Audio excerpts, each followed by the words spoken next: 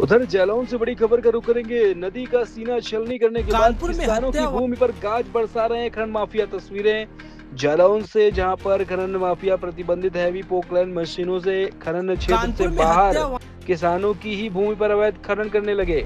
पट्टाधारक जो हैं खनन माफिया संतोष राजपूत मुख्यमंत्री योगी आदित्यनाथ की जीरो टॉलरेंस नीतियों को खुली चुनौती देता हुआ दिख रहा है।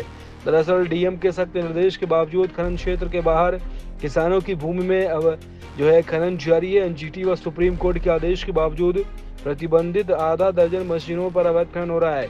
किसानों की निजी भूमि पर अवैध खनन जारी है।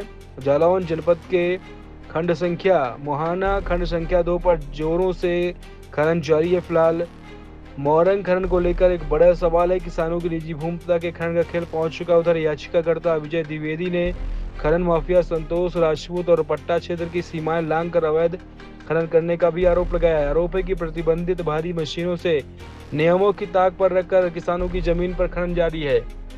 वहीं शिकायतों के बावजूद कार्रवाई न होने से खनिज विभाग और स्थानीय प्रशासन की भूमिका पर भी सवाल खड़े हो रहे हैं। मुख्यमंत्री योगी आदित्यनाथ की जीरो टॉलरेंस नीति को खुली चुनौती देने के आरोप का मामला है।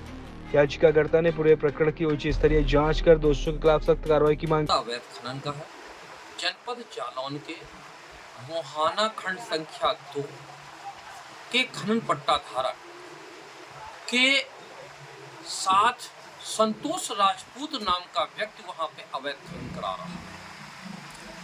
यह अवैध खनन किसानों की भूमि पर है। ये एनजीटी के आदेशों का उल्लंघन है।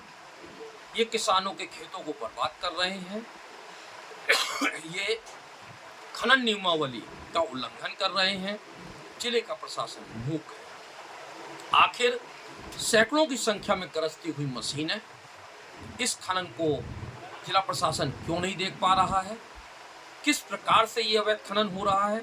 सरकार को करोड़ों रुपए प्रतिदिन का राजस्व की हानि आखिर कैसे हो रही है? इसके लिए जिला प्रशासन कार्रवाई नहीं कर रहा।